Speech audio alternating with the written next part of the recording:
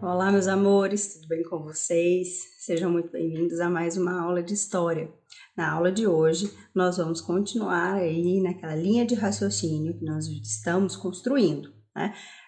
Nas últimas aulas, nós falamos sobre as grandes navegações. Então, como essas grandes navegações influenciaram na descoberta de diversas outras terras.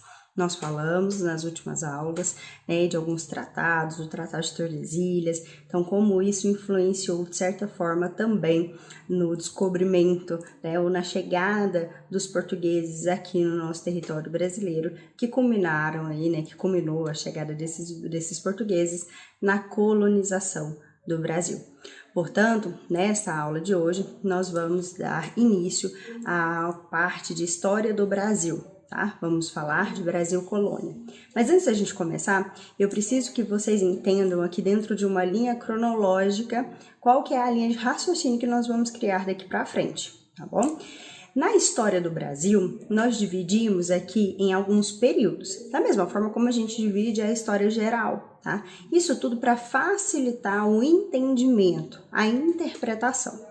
Então, inicialmente, nós vamos falar de Brasil Colônia. Esse Brasil Colônia vai de 1500 até 1822, tá bom? Então, 1500 até 1822. Até 1530, nós costumamos chamar esse período de período pré-colonial. A gente vai entender por quê nessa aula, tá bom?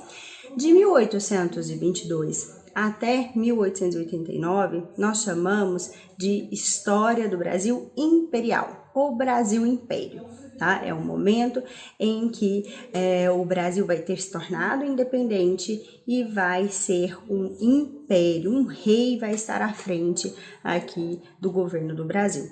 Óbvio que dentro desse Brasil Império ele se subdivide, né? Dentro do Brasil Império tem o primeiro reinado, tem o período regencial e depois o segundo reinado. Mas isso é coisa mais pra frente, depois nós vamos ver isso direitinho.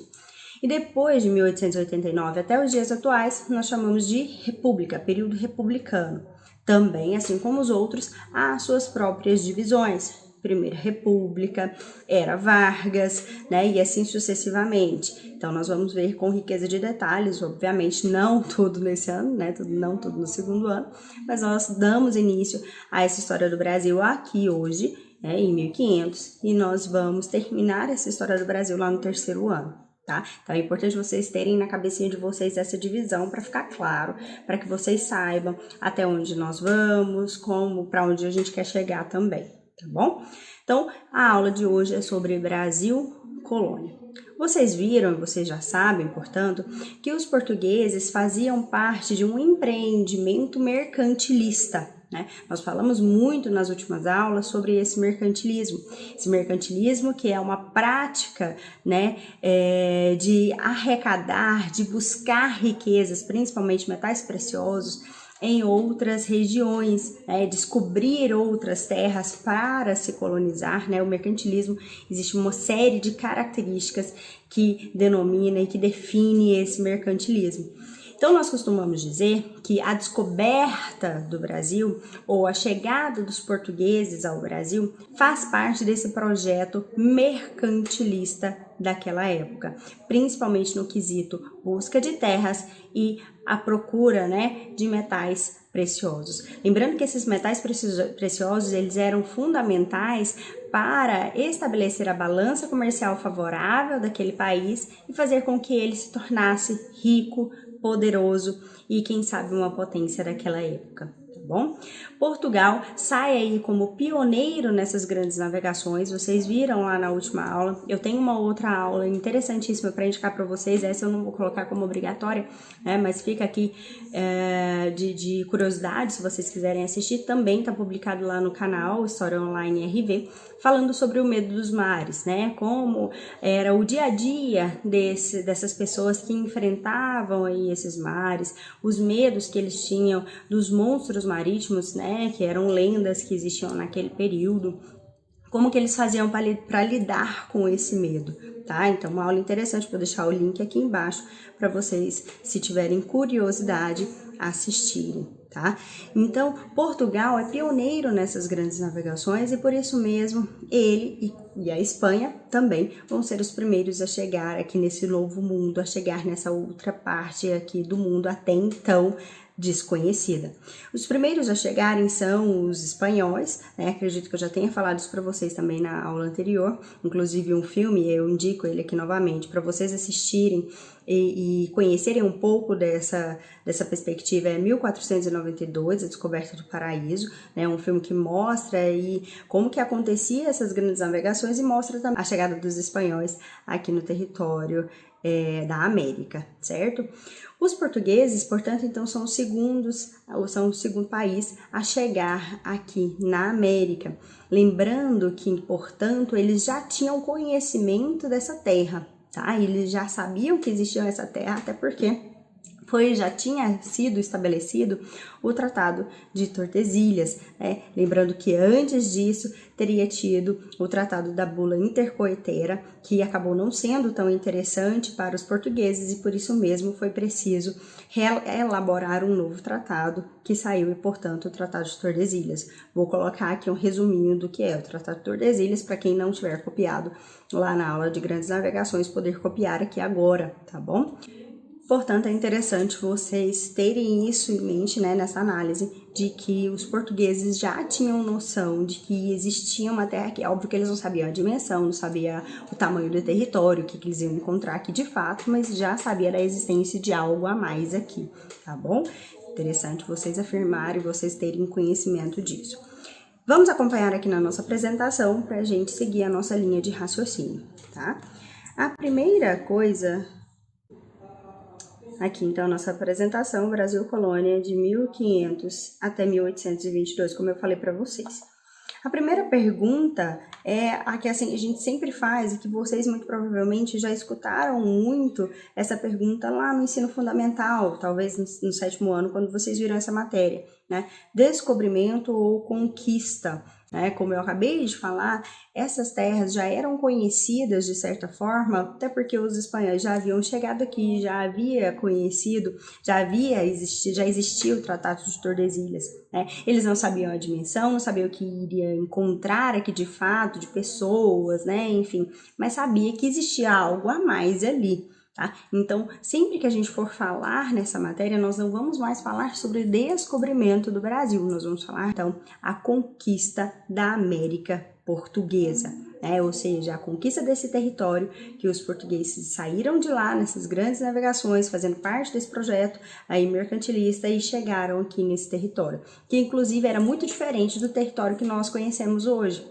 Depois eu vou colocar aqui no mapa para vocês conhecerem a dimensão que existia, né? A dimensão que era o território brasileiro até então, beleza? Então, nós vamos falar de agora em diante conquista e não descobrimento, né? Então, aqui, a chegada dos portugueses ao Brasil. Em 1500, uma grande esquadra comandada por Pedro Álvares Cabral saiu de Portugal. Alguns historiadores afirmam que estavam indo em direção ao Oriente. Outros acreditam que Cabral já sabia da existência das terras brasileiras. O que se sabe, porém, é que em 22 de abril de 1500, Cabral ancorou na região que hoje corresponde ao sul da Bahia, né? Então, ali na região de Porto Seguro, próximo a Porto Seguro, né? Inclusive, quem for até Porto Seguro pode visitar onde está localizada a cruz que foi colocada e celebrada a primeira missa em símbolo, né, como uma simbologia de conquistamos essa terra. Naquele período era muito comum o fato, né, o registro de ter chegado alguém ali naquele território, de ter sido o primeiro a chegar naquele território, como nós estamos falando de dois países católicos que estavam aí à frente dessas conquistas, que é Portugal e Espanha, era comum que se realizasse uma missa para demarcar este território. Então, quem for a Porto Seguro, não deixe de visitar o povoado de Canoa Vermelha, onde está localizada ali o primeiro crucifixo, né, fincado ali nas terras brasileiras, para poder registrar essa conquista dos portugueses, tá bom?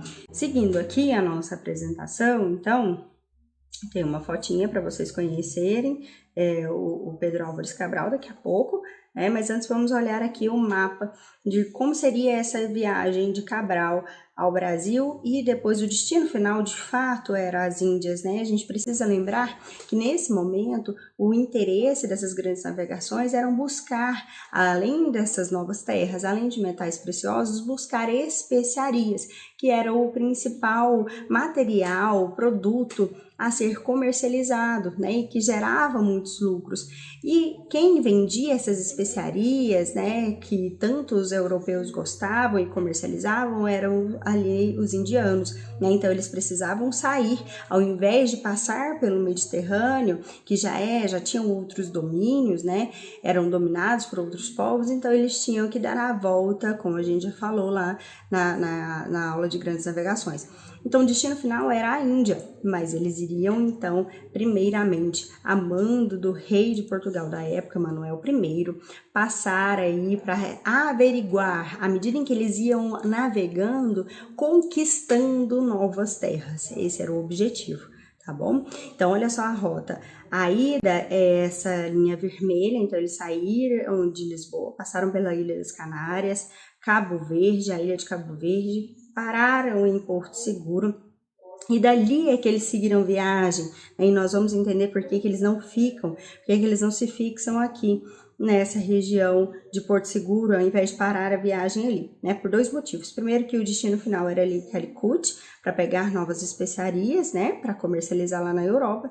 E segundo, porque eles não encontram ali nas terras brasileiras, né, em Porto Seguro, metais preciosos logo de cara. E esse era o principal objetivo. Inicialmente, eles vão encontrar ali os nativos, mas não vão encontrar os metais preciosos que eles tanto buscavam. Era de grande interesse que essas terras conquistadas tivessem esses metais preciosos para aumentar aí a balança comercial favorável, aumentar o poder e a riqueza de Portugal. Como eles não encontraram, de certa forma, eles perderam um pouco do interesse nessas terras, nessas novas terras conquistadas, tá bom? Óbvio que isso vai implicar uma série de outros fatores que a gente vai comentar daqui a pouco. Vamos lá.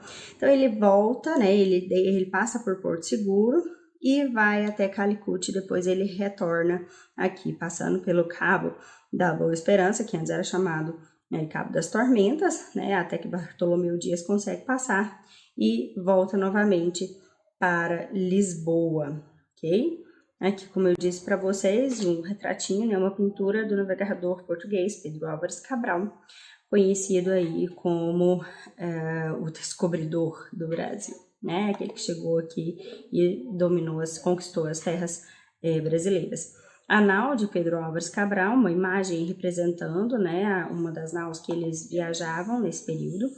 Um quadro, né, uma pintura representando o momento em que Cabral vê pela primeira vez as terras brasileiras. É óbvio que ele não sabia, não identificava qual terra, né, onde ele estava chegando, né, enfim, não tinha uma noção ainda tão precisa do local onde ele estava desembarcando. Outra pintura muito conhecida, representando o desembarque de Cabral em Porto Seguro, em 1500, aqui tendo os nativos, né, esperando, né, vendo aquela movimentação dessas naus desembarcando, gerando ali um interesse, uma certa estranheza, uma curiosidade, né, desses nativos perante a essas pessoas que estavam chegando tão diferente deles, né? E interessante de falar que eu estou gravando essa aula do índio. Hoje, dia 19 de abril, é o dia que eu estou gravando essa aula, e hoje é o dia do índio, uma data que nós não comemoramos da forma como deveríamos, não valorizamos da forma como deveríamos, né? Até porque a quantidade de indígenas que nós temos no Brasil hoje é mínima e, infelizmente, não tem tanta proteção, não tem tanto incentivo à preservação dessa cultura tão importante para a história do Brasil. Então, deixo aqui registrado a importância de nós pensarmos mais e valorizarmos mais esses indígenas na contribuição da nossa cultura, da formação dessa sociedade brasileira, ok? Seguindo aqui, então, o primeiro contato entre portugueses e nativos, nós temos várias vertentes, né? Algumas pessoas, alguns historiadores afirmam que esses nativos vão receber esses portugueses com mais violência, talvez como aconteceu com os espanhóis, né? Outros historiadores vão falar que esse nativo brasileiro recebeu esse português com mais curiosidade. O fato é que, imaginem vocês, se coloquem no lugar desses indígenas, né?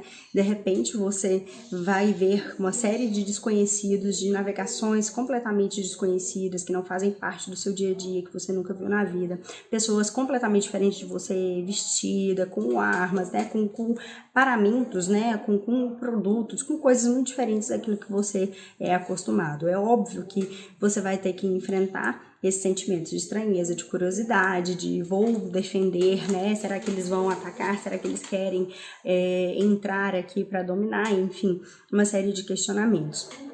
A teoria que hoje em dia é mais aceita entre os historiadores é que esses indígenas, né, que na época não eram chamados de indígenas, mas sim de nativos, vão receber esses portugueses inicialmente de forma com uma curiosidade, né, de saber quem são aquelas pessoas, enfim, de conseguir entender tudo aquilo que estava acontecendo naquele momento, tá? Os primeiros encontros entre portugueses e nativos, de acordo com a carta de Pero Vaz de Caminha, né, escrivão da frota de Cabral, foram os pacíficos, né? Foram pacíficos apesar das diferenças culturais existentes entre eles. Interessante colocar aqui, destacar que a carta, né, de Pero Vaz de Caminha é considerada a certidão de nascimento do Brasil. É ali a carta em que é narrada, né, como que foi a viagem, como que esses portugueses chegaram, encontraram esses nativos dessa nova terra. Então a gente costuma dizer que é a certidão de nascimento do Brasil, é a carta de Pero Vaz de Caminha, e nela está registrado, então, portanto, que esse primeiro contato foi de certa forma amigável, de curiosidade desses nativos. Isso não quer dizer que esses nativos vão aceitar, né, tenham aceitado de bom grado ou facilmente a dominação, a conquista desses portugueses, tá bom? E também daqui para frente a escravização, né, desses indígenas, que a gente vai falar também nas próximas aulas, tá? Seguindo aqui então, cadê o ouro? Como eu disse para vocês, o objetivo inicial dessa colonização, desse projeto mercantilista, era justamente descobrir ouro, né? E cadê o ouro quando eles chegam aqui nas terras brasileiras? O rei de Portugal, na época, Dom Manuel I, ficou decepcionado com as informações da carta de Caminha, pois ele esperava encontrar metais preciosos nas terras recém-descobertas. Assim, os primeiros 30 anos da presença portuguesa se resumiram à exploração do pau-brasil, já que Portugal estava mais interessado no comércio de especiarias com o Oriente, que era bem mais lucrativo. Olha que fator interessantíssimo. Eles não encontravam metais preciosos no Brasil, não encontraram ali de pronto, né, assim que eles chegaram naquela região. Portanto, eles encontraram o pau-brasil. O pau-brasil serviria para algumas coisas para esses portugueses, né, que poderiam aí, de certa forma, gerar um lucro para eles. A madeira, que serviria para construir essas navegações, né, essas naus, e também o fruto, né, do pau-brasil gerava um pigmento, o pigmento avermelhado, que era muito importante lá na Europa, simbolizava riqueza. A maioria dos reinados, esses reis buscavam representar muito poder, riqueza. E eles utilizavam muito das capas vermelhas, a cor vermelha simbolizava riqueza. Portanto, o pau-brasil ele vai ser explorado por conta dessas duas formas de fornecer matéria-prima. A primeira fornecendo a madeira para a produção das naus e a segunda fornecendo pigmento para essas roupas, né? Enfim, para essa monarquia que existia ali na Europa, tá bom? É preciso lembrar, meninos, que esses primeiros 30 anos, como eu disse para vocês, que vai ser chamado de Brasil pré-colonial, né, história do Brasil pré-colonial, de 1500 até 1530, os portugueses vão estar mais isentos da exploração desse território, da conquista desse território, e isso, de certa forma, vai também despertar interesse em outras terras, né? Eles chegaram aqui, rezaram a missa, mas eles não efetivaram a colonização, né? Porque para efetivar essa colonização, eles precisavam povoar esse território. E esses portugueses não fazem isso e nem tentam fazer isso nesses primeiros 30 anos, porque, como eu acabei de ler aqui, aqui, para eles era mais interessante voltar toda a sua energia para o comércio de especiarias advindo, né, lá da Índia.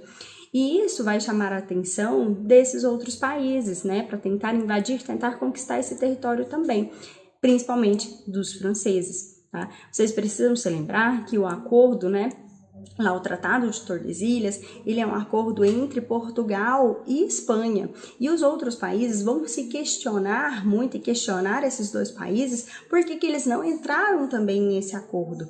Por que são só Portugal e Espanha que teriam direito a essas terras, tá? Então, óbvio que nesse período, principalmente até 1530, vai haver ameaças aqui de outros territórios, de outros países querendo dominar o território brasileiro. Tá? Inicialmente, então, nesses primeiros 30 anos, nós vamos ter a exploração do pau-brasil, principalmente utilizando o escambo, né? Uma troca comercial que esses portugueses muitas vezes vão fazer com os próprios índios, né? Os índios vão trocar aí essa madeira, né? A extração do pau-brasil por o que nós chamamos de quinquilharias. Para nós são quinquilharias porque nós estamos familiarizados com isso, mas para eles, para esses indígenas, uma especialidade. Ai, que susto! Para esses indígenas, né, para esses nativos, trocar uma madeira que ele tinha ali no seu dia a dia, né, em abundância, por um espelho, por exemplo, né, por qualquer que seja adereço que esses portugueses tinham, que não faziam parte desse cotidiano dos nativos, para eles era um símbolo de coragem. Aquele indígena, aquele nativo que realizava comércio com os portugueses, ele era visto na sua tribo como um herói, como uma pessoa muito corajosa, porque ele realizava o comércio, ele pegava e trazia essa especiaria para sua aldeia. Tá? É óbvio, meninos, mais uma vez, esse relacionamento com o indígena vai mudar muito quando os portugueses começarem a tentar escravizá-los. Bom, espero que vocês tenham entendido. Na aula de hoje a gente fica por aqui, né? Falamos apenas aí desse Brasil, desse período pré-colonial de 1500 até 1530. Depois a história vai mudar completamente, tá bom? Os portugueses vão empreender mais essa conquista aqui no território brasileiro. Espero que vocês tenham entendido. Qualquer dúvida, mande mensagem lá no WhatsApp que eu aguardo vocês pra gente discutir, tá bom? Grande beijo, até a próxima. Tchau, tchau.